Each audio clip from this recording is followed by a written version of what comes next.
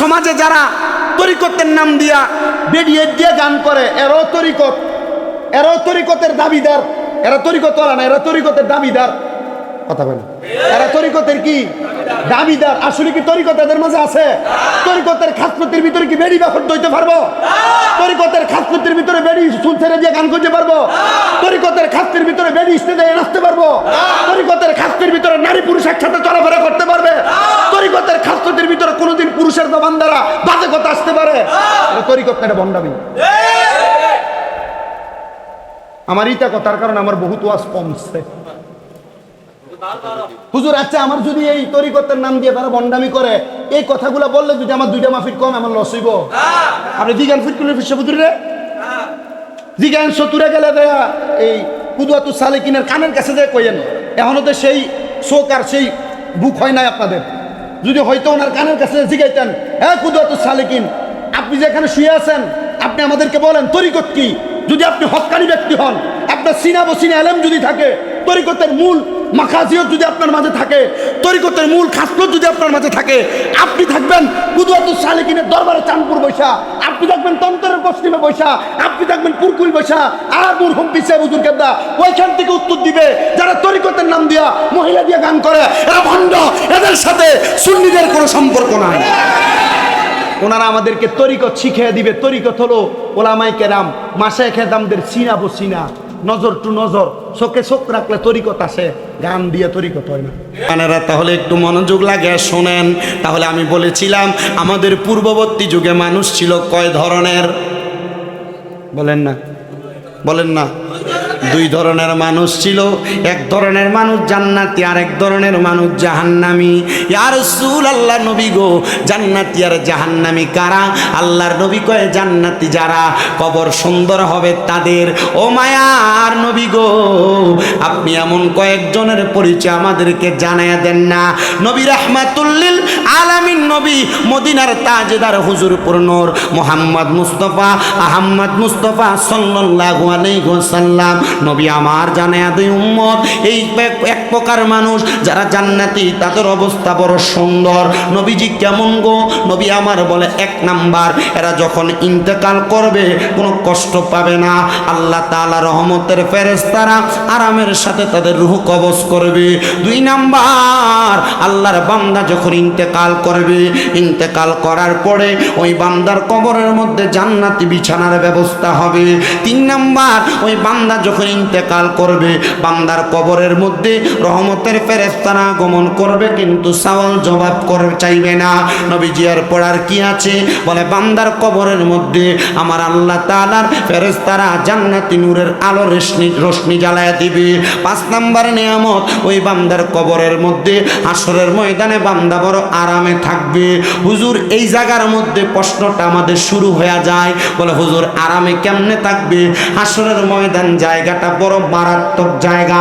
হাসরের ময়দান সম্পর্কে বলছি, আমরা তো মনে করি মরার পরে সব শেষ, কবরে আমাদের হিসাব নিকাশ হবে, প্রশ্ন করবে, এখানে মনে হয় শেষ। না না না, মুসলমান শোনো, যারা নামাজি, যারা বেনামাজি, যারা রোজাদার, যারা বেরোজদার, যারা হালালখোর, যারা হারামখোর, এর 2 শ্রেণীর মানুষকেই আল্লাহ তাআলা হাসরের ময়দানে নিয়ে যাবে। কারণ কবরের পরে 2 নাম্বার যে স্টেশন, ওই স্টেশনটার নাম হলো হাসরের ময়দান। জোরে বলেন কিসের ময়দান? এত আসতে বললেন, আরো জোরে বলেন কিসের ময়দান? আশেক তো লেখা রে, কঠিন হাসরের দিনে আখিরি নবীজি বিনে পাপী উম্মত কে করিবে পার। পাপী উম্মত কে করিবে পার। নবী বলবেন আবু বকর, তুমি লো দুজকের খবর, উম্মত দিদু জকে যায় আমার। কোথায় বাবা উসমান গনি, তুমি লো কাউসারের পানি, উম্মতের করাও না আহার।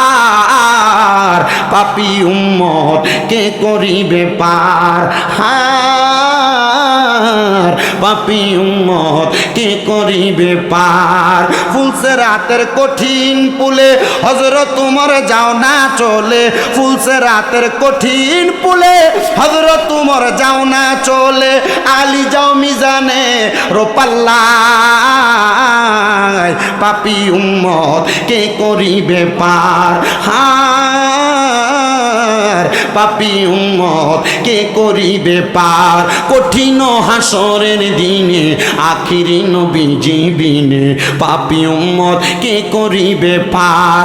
মুসলমান ইমানদার একটু মনোযোগ দিয়ে শোনার চেষ্টা করেন, বোঝার চেষ্টা করেন। আমি বলছিলাম কবরের পরে যে মারাত্মক জায়গা আছে সেই জায়গাটার নাম হলো হাসরের ময়দান। যে হাসরের ময়দানে নামাজিরা যেমন ভাবে যাবে, বেনামাজিরা তেমন ভাবে যাবে, রোজাদাররা যেমন ভাবে যাবে, বেরোজগাররা তেমন ভাবে যাবে, আপনি যেমন ভাবে যাবেন, দরবারের পীর হুজুর কেবলা ঠিক তেমন ভাবে যাবে। তবে হুজুর গো, এটার অবস্থাটা কেমন হবে আপনি একবার বলেন না। নবী আমার জানায়া দিও উম্মত, হাসরের ময়দানে যারা নেককার শ্রেণীর মানুষ হবে, মুত্তাকি শ্রেণীর মানুষ হবে, সলিহিন মানুষ হবে, আল্লাহর ভালো ভালো বান্দা হবে, ওই বান্দাগুলার জন্য আমার পেয়ারা হাবিব মুহাম্মদুর রাসূলুল্লাহ সাল্লাল্লাহু আলাইহি ওয়াসাল্লাম নবী লাওয়ায়ে হামদের পতাকা নিয়ে অপেক্ষমান। নবীজি কেন গো? আমার নবী জানায়া দেয় ওই লাওয়ায়ে হামদের পতাকার নিচে প্রত্যেকটা নামাজি, প্রত্যেকটা রোজাদার, প্রত্যেকটা মুমিন মুমিনাত বান্দা বান্দীদেরকে জায়গা করে দেওয়া হবে। কিন্তু নবী গো, আপনার কাছে আমরা জানতে চাই, আপনি নবী একবার বলেন না, যারা বেনামাজি, যারা হারামখোর, যারা হারাম খায়, এদের অবস্থা কেমন হবে? নবী আমার বর্ণনা করে আনাস ইবনে মালিক রাদিয়াল্লাহু তাআলা আনহু হাদিস বলতেছে, হযরত আবু সাঈদ খুদরি রাদিয়াল্লাহু তাআলা আনহু হাদিস বলে, আব্দুল ইবনে আব্বাস রাদিয়াল্লাহু তাআলা আনহু একই হাদিস বলে, বলতেছেন দুনিয়ার মানুষ তোমরা শুনো, হাসরের ময়দানে যখন একটা মানুষ তাদের কদম রাখবে, উত্তপ্ত মরুভূমির বালি যেমন গরম, তার চাইতে হাজার হাজার হাজার গুণ গরম থাকবে। তামার জমিন, শুধু তামার জমিন হবে না, প্রত্যেকটা মানুষ বেনামাজি, প্রত্যেকটা মানুষ হারামখোর, প্রত্যেকটা খারাপ বাজে মানুষের মাথার মাত্র এক বিগত 4 আঙ্গুল উপরে, একটা দুইটা না 12টা সূর্যের তাপ দেওয়া হবে, 12টা সূর্যের তাপ। ওগো নবীজি, শুধু 12 সূর্যের তাপ বলে না, 12 সূর্যের তাপ না। ওই মানুষগুলোর মধ্যে এক শ্রেণীর মানুষ যাদের ঘাম থাকবে তাদের হাঁটু পরিমাণ, আরেক শ্রেণীর মানুষ যাদের ঘাম থাকবে তাদের নাভি পরিমাণ, আরেক শ্রেণীর মানুষ যাদের ঘাম থাকবে বুক পরিমাণ, কেউ ঘামের সাগরে সাঁতার কাটবে। নবীজি গো, এদের অবস্থা কেমন হবে? বড় বড় কঠিন হবে। নবীজি গো, এদেরকে কি হাসরের ময়দানের মধ্যে রেখে দেওয়া হবে? বলেন না না না, জান্নাতীদেরকে জান্নাতে, জাহান্নামীদেরকে জাহান্নামে। আল্লাহ কোরআনে বলেন লা ইয়াস্তাউই আসহাবুন নারি ওয়া আসহাবুল জান্নাহ। একটাবার সবাই আমার সাথে বলেন লা ইয়াস্তাউই আসহাবুন নারি ওয়া আসহাবুল জান্নাহ, আসহাবুল জান্নাতি হুমুল ফাইজুন। জবান খুলে উচ্চ কণ্ঠে জোরে জোরে পড়েন আল্লাহু আকবার। তরিকতওয়ালারা এই আয়াতটার উপরে বড় আমল করে, তরিকতওয়ালারা এই আয়াতটাকে বড় ভয় পায়, তরিকতওয়ালারা এই আয়াতটাকে বড় মানে। বলে হুজুর কি কন? হ্যাঁ, তরিকত মানে শুধু বেরিয়ে শিল্পী দিয়ে উরুস মুবারকের নাম দিয়ে গান করা না। আপনি ঠিক কইলেও ঠিক, না কইলেও ঠিক। তরিকত মানে শুধু আমরা আল্লাহর ওলির দরবারে উরুস মাহফিল হইব আর গান বাজনা হইব, এটা না। তরিকত এমন কঠিন আর শক্ত বিষয়, আমরা তরিকতটারে বাজারের আলু পটল মূলের মতো বানাইছি। আপনি মনে বুঝতেছেন? বুঝতেছেন? আমরা তরিকতটারে বাজারের আলু পটল মূলার মতো বানাইছি, কিন্তু তরিকতটাকে আসলে আলু পটল মূলার মতো। তরিকতটা হলো স্বর্ণ দোকানের একবার স্বর্ণটারে যেভাবে লকারে তালা দিয়ে বন্দি করে রাখে, তরিকতটা ঠিক এমন। এই জায়গায় থাকতে পারলে বন্দি দামি, আর এই জায়গা থেকে যদি কোনোভাবে ফেসকে ভরে যাও গা, দাম শেষ।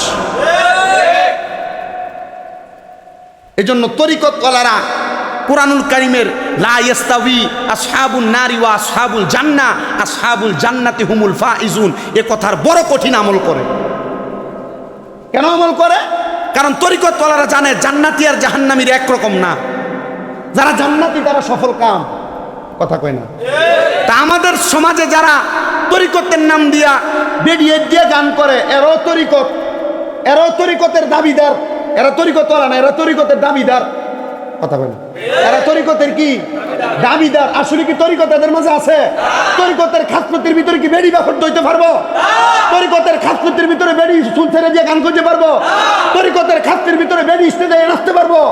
তরিকতের খাসতির ভিতরে নারী পুরুষ একসাথে চলাফেরা করতে পারবে? তরিকতের খাসলতির ভিতরে কোনোদিন পুরুষের জবান দ্বারা বাজে কথা আসতে পারে? এটা তরিকত না, এটা ভণ্ডামি।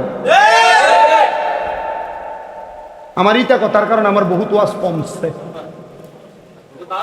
হুজুর আচ্ছা, আমার যদি এই তরিকতের নাম দিয়ে তারা বন্ডামি করে, এই কথাগুলো বললে যদি আমার 2টা মাহফিল কম, আমার লস হইব? আপনি দিগান ফিরকুলের ফিরসা বুঝুরে দিগান সতুরে গেলে দেয়া এই কুদওয়াতু সালেকিনের কানের কাছে যায় কইেন, এখনো তো সেই শোক আর সেই বুক হয় নাই আপনাদের। যদি হয়তো ওনার কানের কাছে জিগাইতেন, হ্যাঁ কুদওয়াতু সালেকিন, আপনি যেখানে শুয়ে আছেন আপনি আমাদেরকে বলেন তরিকত কি। যদি আপনি হক্কানি ব্যক্তি হন, আপনার সিনা বসিনা এলেম যদি থাকে, তরিকতের মূল মাখাজিয়ত যদি আপনার মাঝে থাকে, তরিকতের মূল খাসলত যদি আপনার মাঝে থাকে, আপনি থাকবেন কুদওয়াতু সালেকিনের দরবারে চাঁদপুর বৈশা, আপনি থাকবেন তন্তরের পশ্চিমে বৈশা, আপনি থাকবেন পুরকুল বৈশা, আর মুরহুম পিছিয়ে হুজুর কেবলা ওইখান থেকে উত্তর দিবে যারা তরিকতের নাম দিয়া মহিলা দিয়ে গান করে, এরা ভণ্ড, এদের সাথে সুন্নিদের কোনো সম্পর্ক নাই। ওনারা আমাদেরকে তরিকত শিখিয়ে দিবে। তরিকত হলো ওলামায়ে কেরাম মাশায়েখে দামদের সিনা বসিনা, নজর টু নজর, চোখে চোখ রাখলে তরিকত আসে, গান দিয়ে তরিকত হয় না। পতলাকস ওয়াজের ধারাবাহিকতা বুঝেন, মানেন, শোনেন, সব দিকে তরিকত মনে করে পাগল হন যেত না। মাতে না দাও, সব দিকে তরিকত কম। আমি গত বছর না তো এই বছরই আপনাদের এই সাইডে যে কোনো একটা জায়গায় আসছি মাফি, আমি মনে হয় 2-3 বছর পরে এই সাইডে ঢুকছি এই বছর। এর মধ্যে আর মাহফিল করি না, আমার মনে আছে 2-3 বছর। আমি যে আসছি আমার মাইক আসারের পর ওয়াশ করতে গেলাম, কিন্তু যাওয়ার আগে আমার অজু করতে হবে। এখন আসছি যে অজু করে তিনি সেখানে আমারে ওটা পোলাপান আমার অজু করতে নিয়ে গেছে ওই যে এই ঘরে। আলহামদুলিল্লাহ বিনা দাওয়াতে আরেকজনের মেহমান হয়ে গেছে, এটা শুকরিয়া। তো আমি মাহফিল কমিটির বলছি আমার একটু অজুর ব্যবস্থা করে দেন। আমি অজুটা কইরা আমি স্টেজে যাবো। হুজুর কি কষ্ট দিতেছে? আমি বলছি যে আমি অজুটা করে স্টেজে যাবো। কারণ আমি অজু করতে ঢুকছি, ঘর ঠিক, অজু করে বাইরেও দেখি যে 10-15 জন হমানে ঢুকতেছে বিশ্ব হুজুরের রুমে। তাও বেড়া না, মুয়ান্নাস বেড়ি। আমি কইলাম ফিরসা হুজুরের রুমে যদি 10-15 জন বেড়ি ঢুকে, হিসাবের চরিত্রটা হেফাজতে থাকবো নি? আমার এই ফিরসা হুজুরে হুজুর একটা ফিরসাবের রুমে যদি 10-12 জন বেড়ি সে হারা দেখা যায় ঢুকে, আচ্ছা এটা ফিরসাবের চরিত্রটা ঠিক থাকবো হুজুর?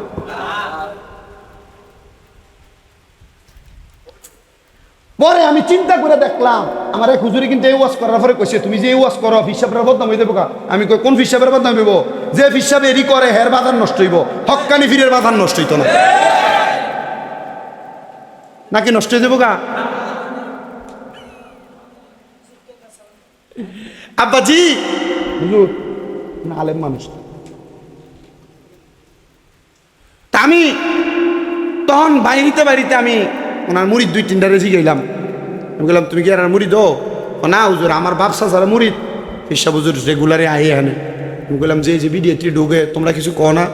কিতা কমু, বাপসা স্যার উপরে কথা কইলে বেদব কয়, আমরা তো ইটা পছন্দ করি না। এগুলা তো বর্তমান জেনারেশনের যুব সমাজ, বর্তমান জেনারেশনের শিক্ষিত সমাজ, এদের কাছে তরিকতটাকে হাসির পাত্র হিসেবে প্রেজেন্টেশন করার জন্য যে হিসাব বেরিয়ে যথেষ্ট। বর্তমান শিক্ষিত সমাজ, বর্তমান যুব সমাজের কাছে তরিকতকে হাসির পাত্র বানানোর জন্য যে দরবার উরুসের নাম দিয়ে বেড়ি নাচায় আর বেড়ি দিয়ে গান করে, এটাই যথেষ্ট।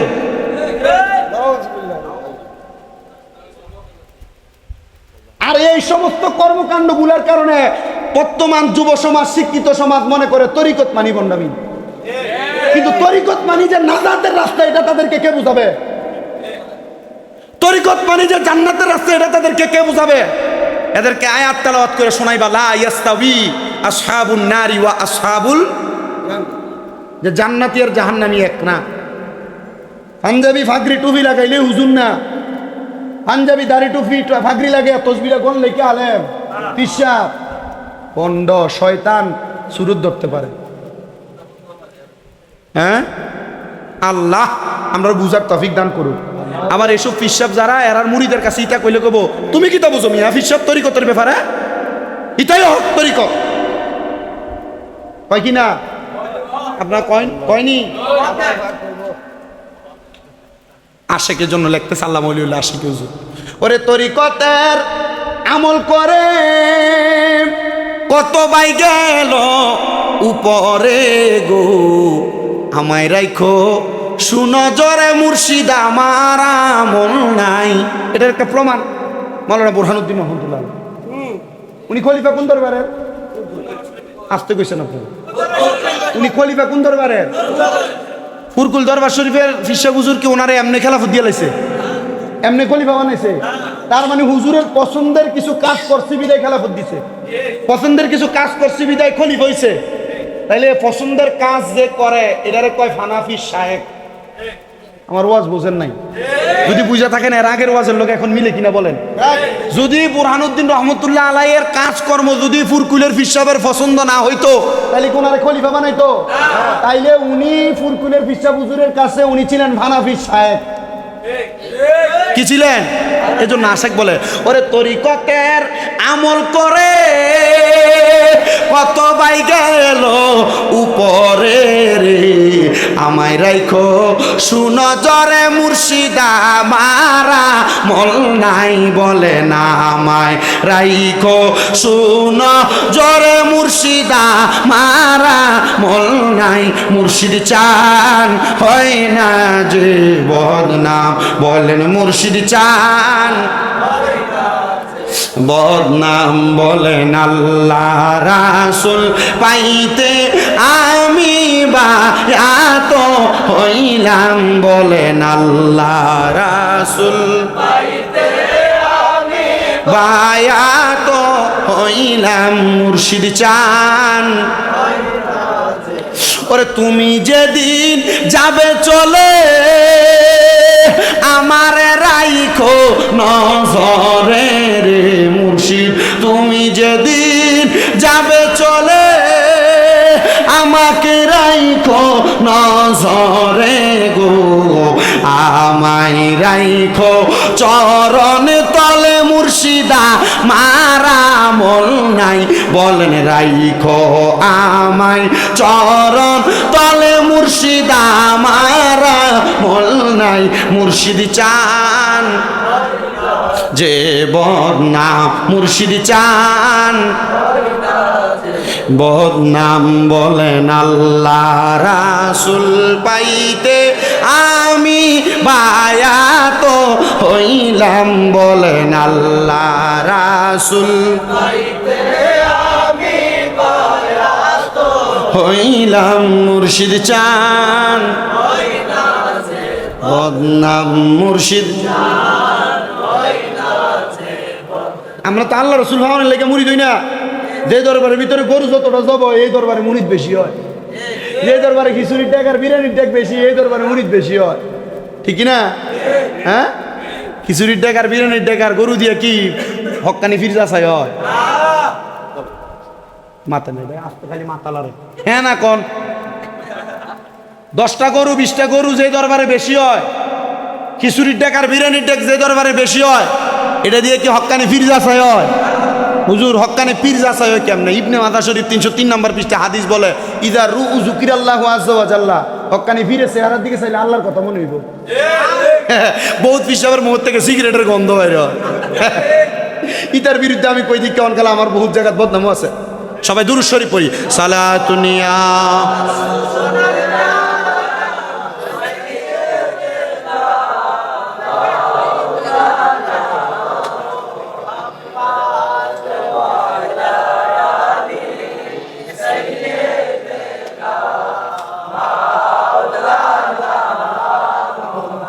মোহাব্বতে পড়ি আল্লাহুম্মা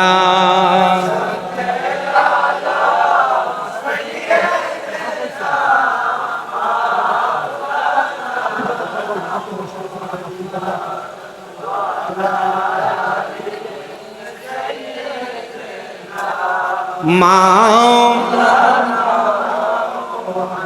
নবীজি আপনার ভালোবাসায় জীবনের গুনাহ ঝরে যায়, নবীজি আপনার ভালোবাসায় ওয়াইসাল করনি জুব্বা পায়। আল্লাহুম্মা মারহাবা। মাহফিল করতে হলে বেশি মানুষ লাগে না, এডি ফাঁকলা এডি ঠিক আছে। ওয়ালা